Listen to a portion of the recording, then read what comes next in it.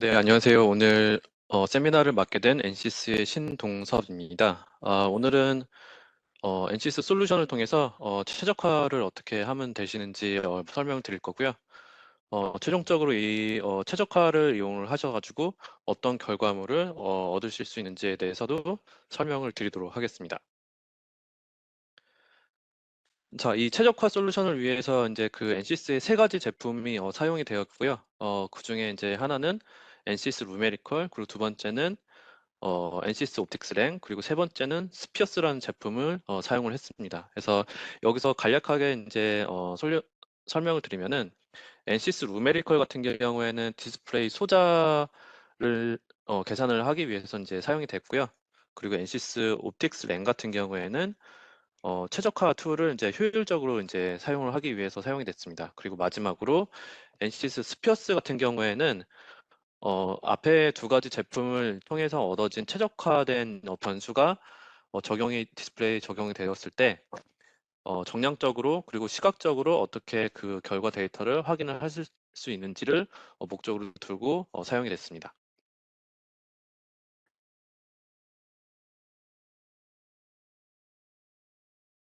자, 디스플레이를 최적화한다는 말은 이제 디스플레이의 전력 소비량을 줄이고 그리고 색상을 좀 더 선명하게 하는 것이라고 할 수가 있습니다. 그래서 포괄적으로 이제 말을 해보면은 성능과 효율을 높인다는 말로 이제 해볼 수가 있는데 이 두 가지에 속한 모든 요소들이 항상 트레이드 오프 관계에 있습니다.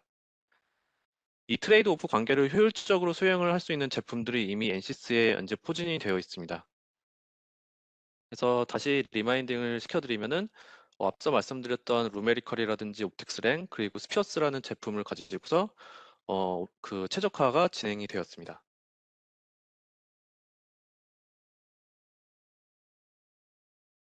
세 가지 프로덕트를 이용해서 디스플레이 최적화가 된 워크플로우를 지금 슬라이드처럼 꾸며볼 수가 있는데요. 루메리컬에서는 소자 설계를 하고 그리고 이제 발광 스펙트럼 결과를 계산을 할 수 있는데 모든 요소에 대한 최적화 효율을 효율적으로 진행을 하기 위해서 옵틱스 랭이 사용이 됩니다. 마지막으로 얻어진 최적화가 된 소자 같은 경우에는 스피어스에서 정량적으로 그리고 시각적으로 결과를 얻을 수 있는 워크플로우가 되겠습니다. 자, 지금부터는 각 워크플로어에서 언제 어떤 일을 수행을 할 수 있는지에 대해서 설명을 드려보도록 하겠습니다. 첫 번째 단계는 루메리컬에서 어떤 롤을 수행을 하는지에 대해서 설명을 해보도록 하겠습니다.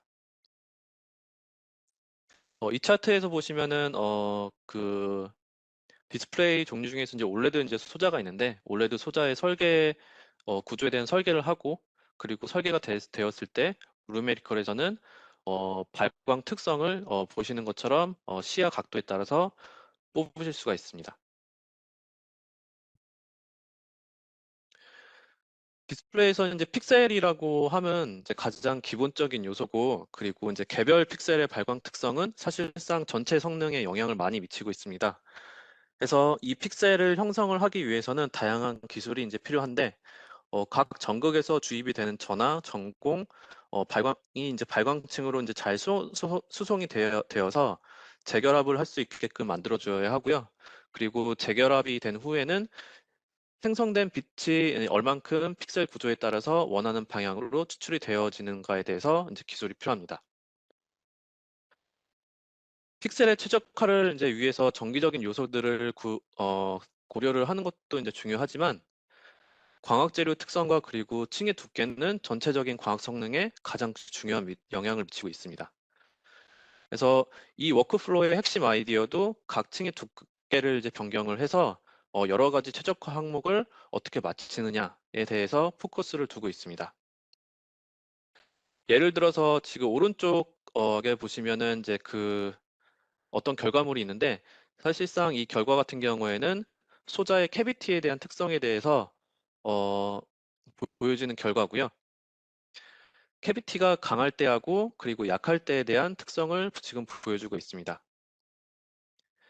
레조넌트 캐비티를 강하게 할수록 방출 스펙트럼은 이제 좁고 그리고 일반적으로 높은 입사 각도에 대해서 단파장 지금 이제 블루 쪽으로 이제 시프트가 되는 것을 보실 수가 있는데 이런 결과를 이제 보시면은 색상의 순도하고 그리고 컬러 시프트 관계에는 트레이드 오프 관계가 있다라는 것을 보실 수가 있고, 이러한 최적화의 진행에 대해서 복잡한 관계가 있다라는 한 예가 될 수가 있겠습니다.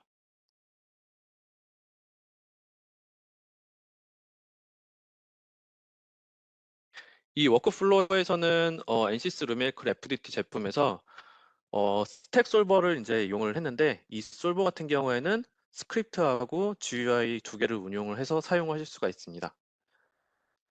이 솔버는 이제 무한하게 평행한 스택 구조를 이제 매우 빠르고 정확하게 계산을 할 수가 있고요. 그리고 3D 시뮬레이션을 하기 위해서는 동일 제품에서 FDT라는 솔버가 있는데, 이 이제 솔버를 사용을 하시게 되면은 입체적인 구조에 대해서도 계산을 하실 수가 있습니다. 일반적으로 이제 설계 초기에 1D 접근 방법을 많이 사용을 하기 때문에 이 스택 솔버는 이제 가장 효율적으로 사용하실 수가 있고요. 계산 시간은 사실상 1초 미만으로 매우 빠르게 계산이 가능합니다. 그래서 최적화를 이제 위해서 많은 수의 시뮬레이션을 요구를 하는데, 이때 스택 솔버를 사용하시면은 가장 효과적으로 사용을 하실 수가 있습니다. 스택 솔버 같은 경우에 두 가지 타입의 광원을 사용할 수가 있습니다. 하나는 평면파로서 패시브 옵틱스에 관련된 분석을 하실 수가 있고요. 그리고 두 번째 타입 같은 경우에는 다이폴 타입인데, OLED와 이제 LED처럼 이제 내부에서 어떤 정기적인 그 현상에 의해서 다이폴이 생성이 되고, 이 다이폴에 생성이 된 다이폴에 의해서 발광 특성을 시뮬레이션을 할 때, 이때 다이폴 광원을 사용을 하시면 되겠습니다.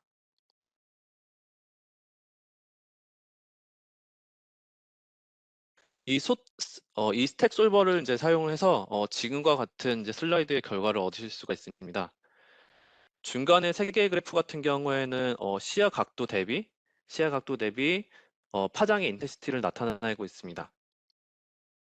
레드 픽셀의 경우 이제 레드하고 블루 캐빗에서 이제 좋은 캐비티를 보이고 있는데, 실제로 저희가 이제 사용을 할 에미션 스펙트럼 같은 경우에는 공진각과 그리고 내부 발광 스펙트럼에 의해서 정해지기 때문에, 실제로 저희가 얻는 에미션 스펙트럼 같은 경우에는 상단에 있는 선형으로 나타내진 그래프로 얻으실 수가 있고요.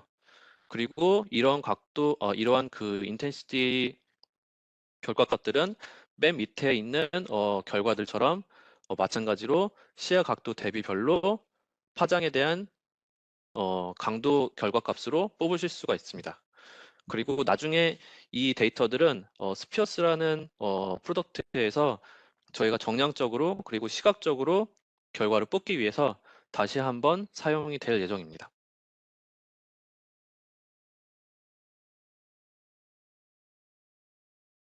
플레이를 설계를 할 때 색채 공학을 이용해서 색상을 정량적으로 설명을 하는 것이 중요한데, 그 이유 같은 경우에는 저희가 뭐 노랗다, 샛노랗다, 빨갛다 이제 이렇게 말을 이제 할 수도 있지만, 사실상 엔지니어 입장에서 보면은 이제 색상을 이런 식으로 언어로 이제 설명을 하는 것보다 숫자로 설명을 하는 것이 객관적으로 설명을 할 수가 있기 때문에 이런 방식을 많이 사용을 하고요. 지금 보시는 이제 칼라 스페이스 같은 경우에는 CI 1976 색상 값을 이용을 해서 보여드릴 예정입니다. 색상을 만들기 위해서는 두 가지 이제 방법이 있는데, 간법 색상하고 그리고 가산 혼합법 색상 방법이 있습니다. 간법 색상 같은 경우에는 그 염료 색깔을 이제 섞는 방법이라고 이제 이용을 하시면 돼서 세 가지나 두 가지 이상의 색상을 섞었을 때 얻어질 수 있는 색깔을 정해지는 방법이라고 이해를 하시면 되고요. 그리고 어, 혼합법 색상 같은 경우에는 빛의 삼원색을 이용을 하는 방법입니다. 그래서 지금 보시면은 RGB에 대한 그 색상 좌표가 이제 있고, 거기 안에 삼각형의 이제 그 면적이 있는데, 실제로 이제 이런 식으로 세 가지의 광원이 형성이 되어 있을 때 삼각형 내부 안에 있는 색상을 다 표현을 할 수 있다라고 말을 할 수가 있습니다. 그렇기 때문에 지금 여기 있는 RGB 색상의 포인트가 밖으로 가면 밖으로 갈수록 색상 순도가 높아진다는 이야기로 저희가 설명을 드릴 수가 있고요. 이런 원리를 통해서 그 광원들이 좀 더 이제 바깥으로 이제 위치를 했을 때 더 많은 색깔을 표현을 할 수가 있다라고 저희가 말씀을 드릴 수가 있습니다. 그래서 전에 보여드렸던 그 스펙트럼별 인텐시티 강도를 지금 크로마틱 다이어그램으로 다시 표현을 할 수가 있는데,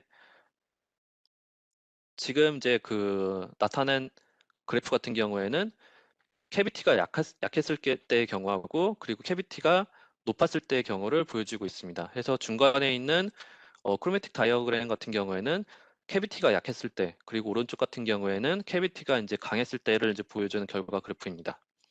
그래서 위크 캐비티 같은 경우에는 지금 다이어그램 안에 이제 짧은 선이 있는데, 이 짧은 선을 보고 저희가 분석을 해봤을 때 색상은 지금 이 다이어그램의 경계 조건 선보다 좀 멀리 떨어져 있기 때문에 순도가 떨어진다고 저희가 말씀을 드릴 수가 있고요.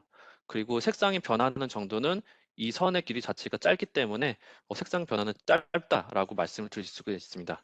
반면에 스트롱 캐비티 같은 경우에는 선이 길기 때문에 색상 변화가 크고, 그리고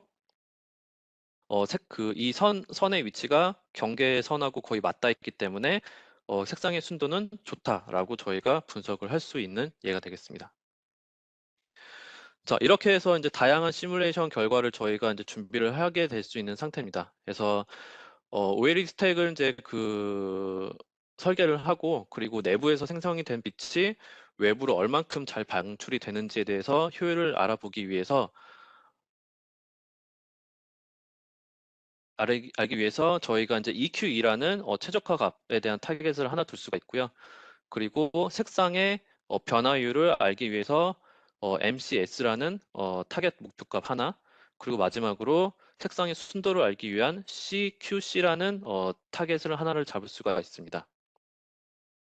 OLE 스트럭처 같은 경우에는 논문에 나와 있는 구조를 저희가 선택을 했고요. 그리고 이 구조에서 두께를 저희가 변경을 해줄 건데, 지금 슬라이드에서 보시면은 D1부터 그리고 D11까지의 변수를 저희가 잡았습니다. 그래서 D1에서 3 같은 경우에는 NPB의 두께를 저희가 변경을 할 거고요. 그리고 D4에서 D5 같은 경우에는 캐핑 레이어, 그리고 마지막으로 D7에서 D11 같은 경우에는 인캡슐 레이어의 두께에 따라서 각 발광 특성이 어떻게 변하는지에 대해서 알아볼 예정입니다. 그래서 두께를 변환을 했을 때 저희가 원하는 타겟이 된 스택 구조의 두께를 사용을 해서 차후에 스피어스로 넘길 예정이 되겠습니다. 자, 그러면은 최적화를 할 때 저희가 이제 그 타겟을 세 가지를 잡을 거라고 말씀을 드렸는데, 그 중에 하나가 EQE가 되겠습니다. 그래서 EQE는 사실상 주입이 된 전하량 대비 생성된 광자 수가 있을 거고, 그 광자 수가 얼만큼 외부로 추출이 되었느냐라는 나타내는 이제 뜻이 되는데, 지금 이 워크플로우 같은 경우에는 정기적인 효율, 그러니까 즉 IQE를 1로 놓고서 저희가 시뮬레이션을 했습니다. 왼쪽에 있는 결과 그래프에서 이제 왼쪽, 그러니까 어떻게 보면 중간에 있는 그래프 같은 경우에는 초기 설계 모델이고요. 초기 설계 모델은 효율이 1.8 정도로 나와 있었는데, 이 최적화의 워크플로우를 이제 마치고 나서 차후에는 저희가 효율을 12%인 그 스택의 구조를 얻을 수가 있었습니다. 그래서 당연히 이제 효율 같은 경우에는 이제 좋게 나와야 되기 때문에 EQE 값을 저희가 최적화 워크플로우에서 골을 맥시멈으로 이제 잡아둔 케이스를 보실 수가 있습니다. 자, 두 번째, 세 번째는 이제 칼라 감입 커버리지하고요. 그리고 맥시멈 칼라 시프트라고 해서 CQC 그리고 MCS라고 저희가 이제 타겟을 두고 있습니다. 칼라 감입 같은 경우에는 어떻게 정의가 되냐면은 어, 그 산업 현장에서 이제 저희가 정의를 해둔 이제 녹색 부분에 영역이 있는데, 이 영역을 얼만큼 색상을 표현을 하는 부분하고 부합을 하는가에 대해서 이제 말씀을 드릴 수가 있습니다. 그렇기 때문에 저희가 설계를 한 디스플레이에서 이 녹색 영역에 이 녹색 영역을 얼만큼 커버를 하느냐에 따라서 컬러 커버리지가 다시 말씀드리면은 색상을 이제 구현할 수 있는 범위가 좋냐 나쁘냐라고 이제 말씀을 드릴 수가 있고, 골 같은 경우에는 최적화 골 같은 경우에는 당연히 맥시멈으로 두고 있습니다. 그리고 세 번째인 MCS 같은 경우에는 색이 이제 그 시야 각도에 따라서 변하면 안 되기 때문에 그 최적화에 대한 골을 미니멈으로 잡고 최적화가 진행이 되었습니다.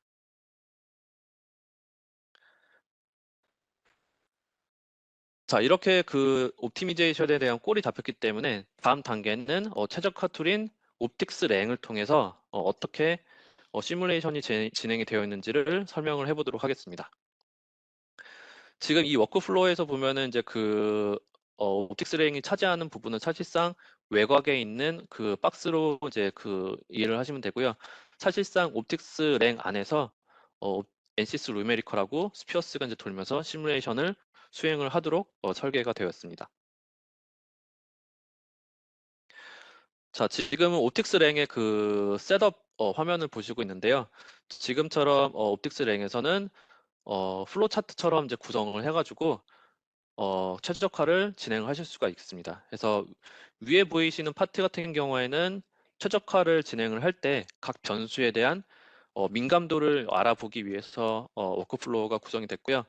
아래에 있는 그 플로우 같은 경우에는 차후에 최적화를 진행을 해서 스피어스에서 어떤 결과를 얻을 수 있는지를 위해서 준비가 됐습니다. 최적화 결과를 이제 얻기 위해서 이제 몇 가지 이제 프로세스가 필요한데, 지금 보고 계신 슬라이드 같은 경우에는 포스트 프로세싱 중에서 한 과정이고요. 지금 여기 나와 있는 결과를 통해서 이제 저희가 확인할 수가 있는 거는 오른쪽 상단에 보시면은 그 결과 차트가 하나를 보실 수가 있는데, 각 최적화 타겟이 각 층의 두께에 따라서 얼만큼 민감도가 있는지에 대해서 확인을 할 수 있는 차트가 되겠습니다.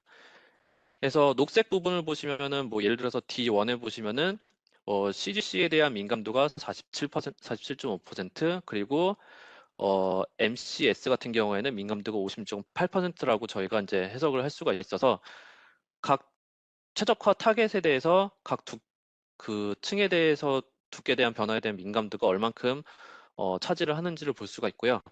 마지막으로 오른쪽에 보시면은 토탈로 해가지고 80% 이상이 넘는 그 퍼센티지를 보실 수가 있는데, 이 부분은 이 최적화를 통해서 저희가 최적화 타겟을 80% 이상 얻을 수가 있다라고 나타내는 결과값이 되겠습니다.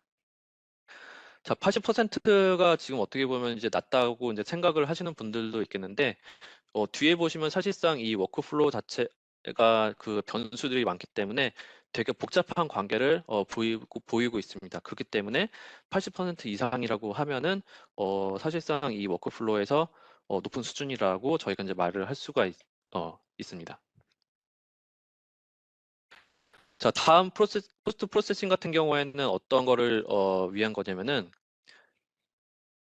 지금처럼 EQ라든지 MCS 그리고 CQ라는 타겟이 있을 때 사용자분들께서 원하시는 변수를 체크를 하셔서 뭐 예를 들어서 층을 D3라든지 D2 혹은 D3라든지 D1 그리고 D3라든지 D1을 이제 선택을 하셔가지고 각 두께에 따라서 최적화 결과값이 어떻게 변화하는지를 확인을 하실 수가 있습니다. 그래서 지금도 보실 수 있는 것처럼 각 최적화에 대한 그 결과값들이 각 변수값에 대해서 되게 이제 그 복잡하게 결과가 이제 그 변형이 되는 거를 보실 수가 있습니다. 자, 다음은 패러럴 코디네이터 플롯이라고 하는데, 지금 이 그래프 같은 경우에는 이제 저희가 어떤 거를 보여드리고 있냐면은 각 변수에 따라서 그리고 각 최적화된 타겟이 어떻게 변화가 되는지를 눈으로 쉽게 보실 수가 있습니다.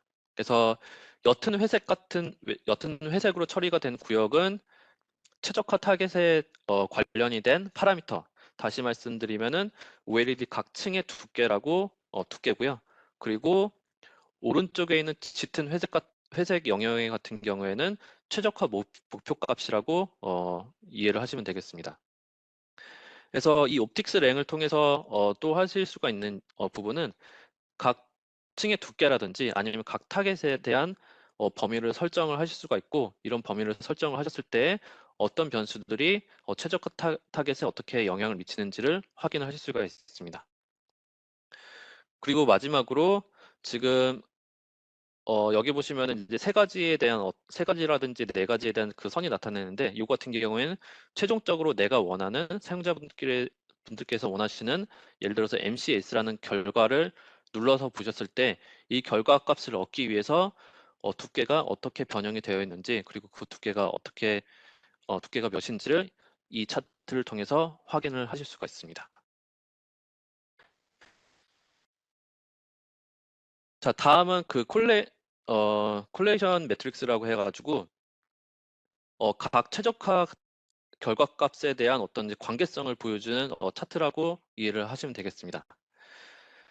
자, 이 차트에서 지금 저희가 확인을 할 수가 있는 부분이 어떤 거냐면은 CQC하고 그리고 MCS에 대한 상관관계를 저희가 알 수가 있는데, 일단 여기에 있는 파란색 하이라이트가 된 이제 그 사각형의 값을 보면은 마이너스 0.75라고 되어 있습니다. 그래서 이 뜻이 뭐냐면은 선형적으로 마이너스 0.75라는 그 역수 관계를 가지고 있다라는 뜻으로 해석을 하시면 되겠습니다. 그래서 이 차트를 통해서 각 CQC라든지 MCS 그리고 이제 다른 이제 항목에 대한 상관관계가 어떻게 되어 있는지를 보실 수가 있고, 지금 이 그래프를 통해서 저희가 알 수가 있는 거는 CQC하고 그리고 MCS 같은 경우에는 서로 트레이드 오프 관계가 있다라는 거를 확인을 하실 수 있는 예가 되겠습니다. 자, 이런 과정을 통해서 이제 최적화를 진행할 수가 있는데, 저희가 타겟을 앞서서 말씀드린 것처럼 EQE 같은 경우에는 맥시멈, 그리고 QC 같은 경우에는 맥시멈, 그리고 MSC 같은 경우에는 미니멈을 두고서 최적화를 진행했을 때 이 타겟을 얻기 위한 조건이 사실상 하나가 아니고요. 여러 가지 그 조합의 두께를 얻으실 수가 있습니다. 그래서 오른쪽에 보이는 선 위에 있는 점들은 각 그 상태를 이제 나타내는 데이터라고 보실 수가 있습니다. 그래서 옵틱스 랭을 통해서 저희가 만약에 이 점들 중에서 한 점을 클릭을 했을 때 그 값에 대한 두께 그 조합이 어떻게 되는지를 확인을 하실 수가 있습니다. 자, 이런 식으로 저희가 두께에 대한 조합을 이제 알았을 때 최종적으로 지금 스피어스로 이제 그 결과값을 보내주도록 되어 있고요. 결과값이 스피어스로 보내지게 되면은 스피어스에서 이런 식으로 정량적이라든지 그리고 시각적으로 확인하실 수가 있습니다. 그래서 중간에 있는 이니셜 디자인 같은 경우에는 CQC가 64%였는데 나중에 최적화를 통해서 CQC가 95%에 달하는 값을 얻을 수가 있었고요. 그리고 시각적으로 봤을 때 하얀색 광을 썼을 경우에 초기 데이터 같은 경우에는 그린 쪽으로 많이 시프트가 됐지만 최적화 이후에는 그 색상 변화가 거의 없는 것을 시각적으로 확인을 하실 수가 있습니다. 자, 그러면은 이 데이터를 스피어스에서 어떻게 준비를 하고 어떤 결과물을 얻으실 수 있는지에 대해서 알아보도록 하겠습니다. 아까 워크플로우에서 이제 거의 오른쪽 단계에 있는 이제 부분에 해당이 되고요. 이 워크플로우를 통해서 앞서 말씀드린 것처럼 최적화가 된 그 방출 결과를 NCS 루메리컬로부터 결과를 뽑은 다음에 NCS 스피어스로 넘기는 과정이 필요합니다.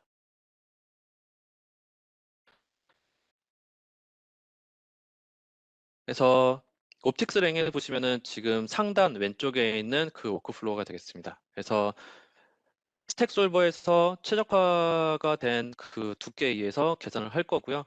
그리고 스택 솔버에서 나온 결과 같은 경우에는 스피어스로 넘겨주기 위해서 한번 변형 이제 과정이 필요합니다. 그래서 스피어스에서 사용이 되는 그 인풋 파일로 하면 변형이 될 거고요. 그 다음에 NCS 스피어스로 넘어가서 사용이 될 예정입니다. NCS 스피어스에서는 그 사람이 본 결과물을 시뮬레이션을 하기 위해서 사용자분들께서 이제 원하시는 환경을 꾸며주셔야 됩니다. 그래서 이런 환경을 꾸며주기 위해서 디스플레이를 보려고 하는 환경, 지금 여기 같은 경우에는 그 사무실이라고 뭐 예를 들어보겠습니다. 그러면은 사무실에 이제 그 책상도 있을 거고요. 그리고 사무실 천장 위에 달려있는 형광들도 있을 건데 이런 그 전체적인 광적 부분을 준비를 하고 설정을 하게끔 되어 있습니다.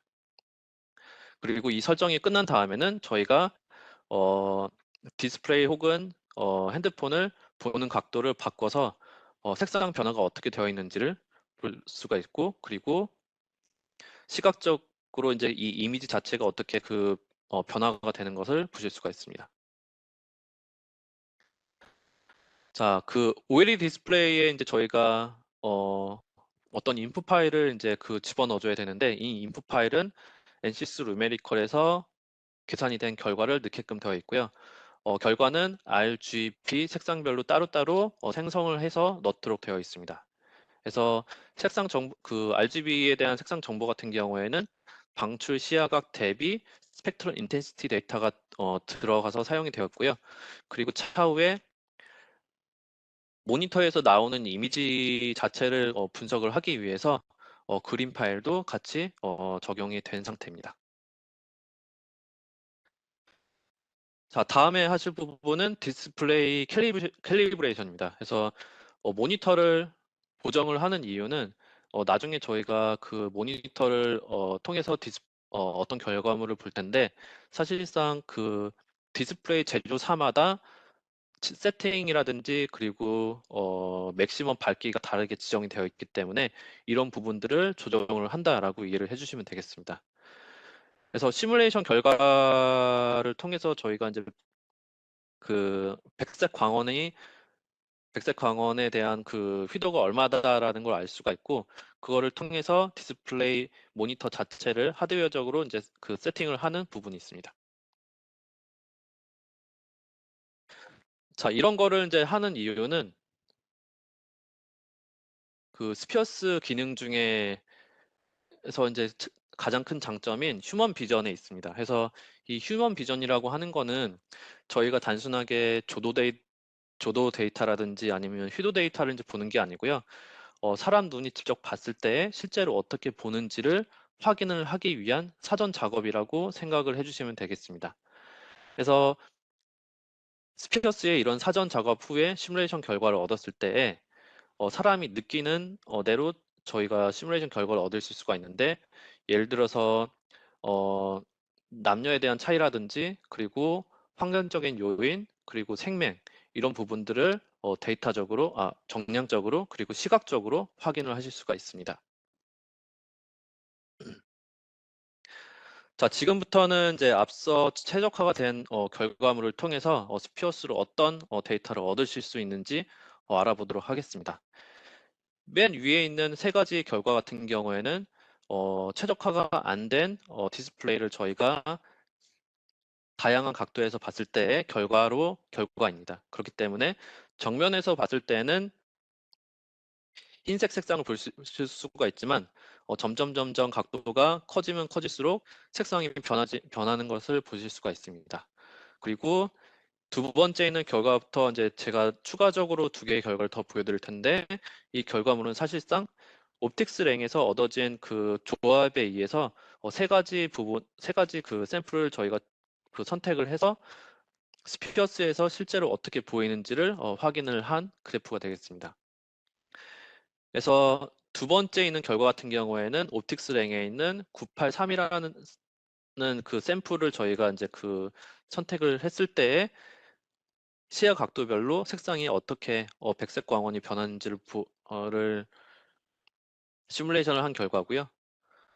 그리고 두 번째 페이지에 있는 지금 상단에 있는 결과 같은 경우에는 옵틱스랭에서 508이라는 샘플을 가지고 왔을 때 그리고 맨 밑에 있는 결과물 같은 경우에는 옵틱스랭에서 868이라는 샘플의 그 조합을 가지고 왔을 때 시각적으로 어떻게 어, 색상이 변하는지를 나타나는 이제 그 결과가 되겠습니다. 그래서 앞서서 보여드렸던 것처럼 시각적으로 그 백색 광원이 어떻게 변하는지에 대해서도 확인을 하실 수가 있지만 오른쪽에 보이시는 색상 다이어그램처럼 수치적으로도 각 각도에 따라서 색상이 어떻게 변하는지를 확인을 하실 수가 있습니다. 자, 앞서서 보여드린 결과 같은 경우에는 저희가 디스플레이에서 백색 광원이 있을 때에 치어 각도별로 어떻게 색상이 변하는지에 대해서 시뮬레이션을 한 결과고요. 지금 결과물 같은 경우에는 이제 디스플레이에 어떤 한 영상이라든지 그림이 있었을 때 각도별로 저희가 어떤 영상을 보실 수 있는지에 대해서 시뮬레이션을 한 결과가 되겠습니다. 그래서 지금 이 결과물 같은 경우에는 옵틱스랭에 있는 983이라는 조합을 이용을 해서 디스플레이에 특정한 영상을 배치를 시켰을 때 핸드폰을 보는 이제 각도에 따라서 지금 영상이라든지 그림이 어떻게 색상이 바뀌는지를 시각적으로 확인을 할 수 있는 결과가 되겠습니다.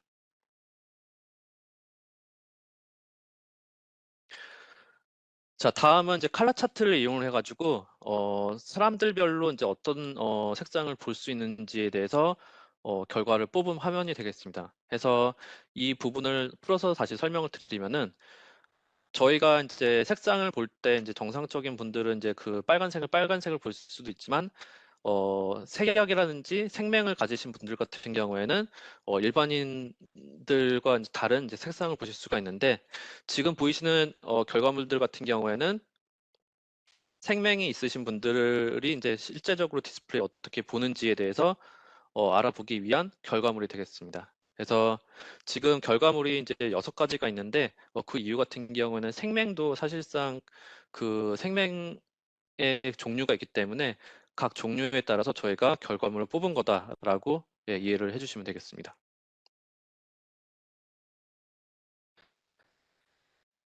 자, 마지막으로 지금 이 결과 같은 경우에는 저희가 어떤 거를 분석을 할 수가 있냐면은 디스플레이에 어떤 글씨가 있을 때 그 글씨를 잘 읽을 수가 있는지 없는지에 대해서 저희가 알아보기 위한 결과물이 되겠습니다. 그래서 이 스피어스를 통해서 사실상 저희가 글씨를 확인을 할 수가 있기 때문에 사실상 직관적으로 이제 저희가 글씨를 잘 볼 수가 있다 없다라고 말을 할 수도 있지만 스피어스에서는 가독성을 위한 어떤 알고리즘이 포함이 되어 있기 때문에 가독성에 대한 어떤 정량적인 특성을 수치로도 확인을 할 수가 있습니다. 그래서 이런 펑션을 이용하셔가지고 예를 들어서 모니터라든지 핸드폰 혹은 차량에 달린 디스플레이에 어떤 글씨가 있었을 때 그 글씨들을 잘 볼 수가 있는지 없는지를 수치적으로 그리고 시각적으로 확인을 하실 수가 있습니다.